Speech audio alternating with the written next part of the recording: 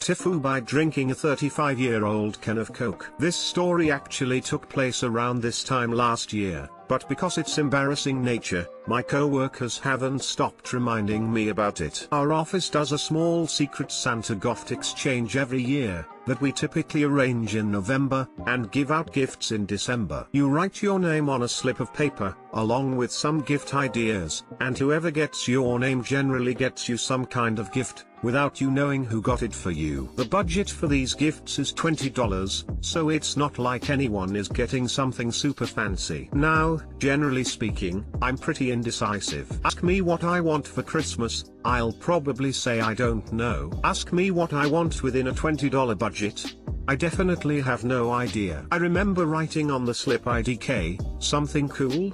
Beneath my name, expecting to maybe get a gift card or something generic. When I get to my desk on the day of gift exchange, I see a can of Coke with an image of Santa on the can, sitting beside a card. I remember thinking to myself, well, this is what I get for not being specific. May as well be appreciative of what I've been given. I open up the card, which contains an cheesy line, fitting of the sense of humor of the people in my office. If you put me in the fridge, I make a cool gift. My eyes scan down the card, and I read the next line. P.S. I'm almost twice your age. Now, this should have been my first clue. However, being the youngest person at my office, I'm 20, I took this line to be a clue as to who my Secret Santa was. After all, half the fun was trying to figure out who got you the gift. Never in a million years would I have thought that line was to be taken from the perspective of the can. So, I crack open the can. As I go to take a sip, I notice the metal on the outside smells off. I'm not sure how to describe the smell, aside from how one might imagine an old garage would smell. This should have been my second clue, but instead I picture someone keeping their soda in a second fridge in their garage, something I had known many of my friends' fathers to do. Of course, these were sodas we weren't allowed to drink, so I rationalized to myself that this particular can perhaps sat in a fridge in someone's garage long enough to soak up some of the, garage smell? After a moment of hesitance, I remember once more that I should be appreciative of the gift, and take a sip. Now, it feels important to note here, that I don't really drink Coke. If anything, I drink Pepsi, but I'm not really the biggest fan of dark sodas. I'm generally a Sprite or even Mountain Dew kind of guy. The first sip, as far as I'm concerned, didn't really set off any alarm bells. Maybe I was just in denial, but it wasn't until a few sips in that I truly became aware the soda was off. I think to myself that it's the odd garage smell of the can that's got the soda tasting strange, as smell is a big part of taste, right? So, deciding I don't want to offend whoever it was that gave me the gift, I chugged down the rest of the can as quickly as possible. Now, it isn't until about an hour later that one of my supervisors approaches me, presumably for something unrelated, and looks in absolute horror at the can on my desk. I'm confused, of course, until they explain that they collect Coke memorabilia, including some of the older unopened cans with specific designs. They point out the PS on the card that was, apparently meant to indicate the age of the can and not the age of the person. I try to laugh it off, but, the judgment in the eyes of my supervisor is clear. After googling around, I managed to find the exact Santa can. If I recall correctly, it had been about 35 years old, give or take a year. The bright side is, surprisingly, the soda didn't make me sick at all. The downside is, even a year after the fact, I have yet to live this down. Everyone in the office knows I drank this ancient soda, and even our new hires are quickly filled in. I wouldn't say it's what I'm known for at the office, but it's definitely still present in the minds of my co-workers. TLDR, someone gave me a collectible can of Coke for Secret Santa, and not wanting to be impolite at the odd gift of a soda, I drank it. Cracking open an old one with the boys. Edit, my first gold, thanks.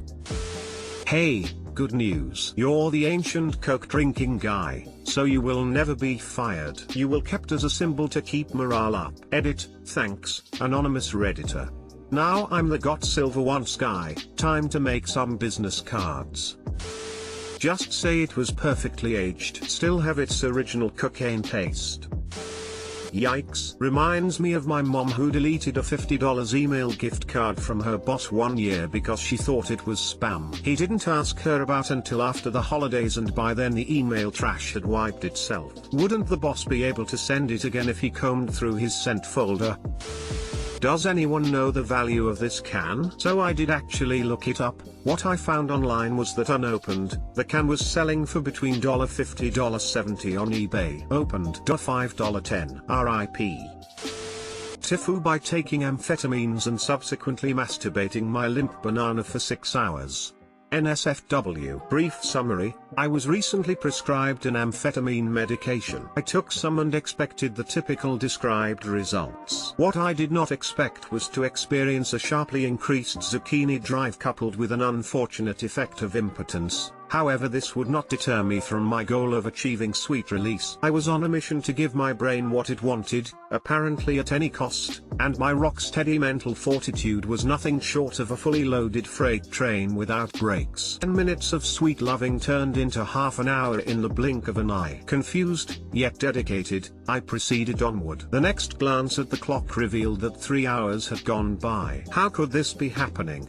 I thought, but I was far too invested at this point to give up. The next 3 hours went by as quickly and autonomously as the last, but after a total of 6 hours, the deed was done, and the ensuing moment of clarity was a grim moment indeed as I considered the consequences of my actions. My little man has receded mostly into my body and is now simply a swollen nub which stands stoutly as a monument to man's arrogance. Also, the entire member feels harshly chafed and my entire pelvic region is sore. Not looking forward to the next 24 hours. Aftermath. Warning: NSFW no blood. Album of what once resembled a fairly normal butternut. I'm anticipating a few questions, so I will address them here. Were you ever erect? I achieved at most half chub intermittently for less than 50% of the entire session. Did you finish? Yes. Was it worth it? Absolutely not. Did you use any lube? No. Does it hurt? Terribly. Why did you do it? Because apparently I have no self-respect. TL, doctor. Got high and beat my zucchini like it owed me money for 6 consecutive hours. Excruciating pain and shame ensued. Hey, a lot of you are mad because you saw a limp cheesecake. The auto preview is built into Reddit's functionality. Select Don't Auto Expand Media Previews on comments pages in your preferences settings, or you can complain to the admins for making this feature in the first place at /r/reddit.com or contact@reddit.com. Oh god, it looks like the elephant's foot in Chernobyl. If you are going to continue with this hobby, I suggest investing on a bottle of lubricant. Just a thought. And a fleshlight. At least now everybody knows you're not a 2-pump chump. That's not necessarily true. I am a 2-pump chump but take 6 hours to zucchini when I take amphetamines.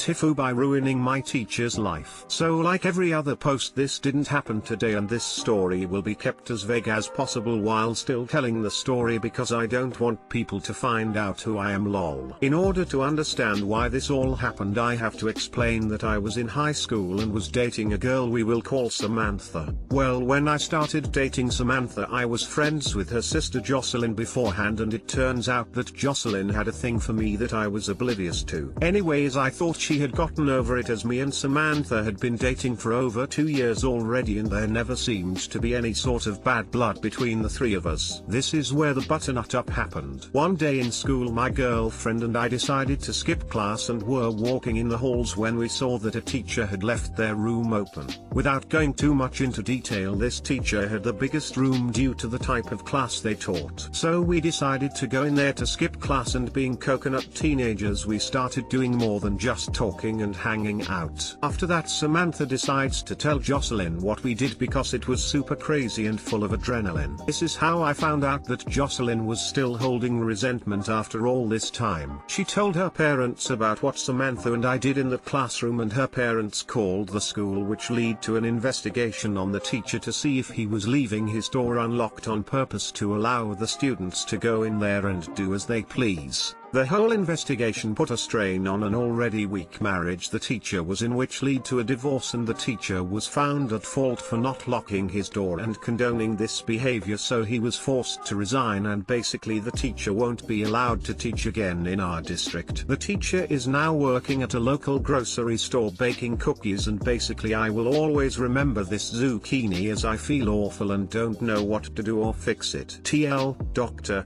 had zucchini in a teacher's classroom, which lead to the teacher having a divorce, and being forced to resign. P.S. Formatting is trash because I wrote this on phone, sorry.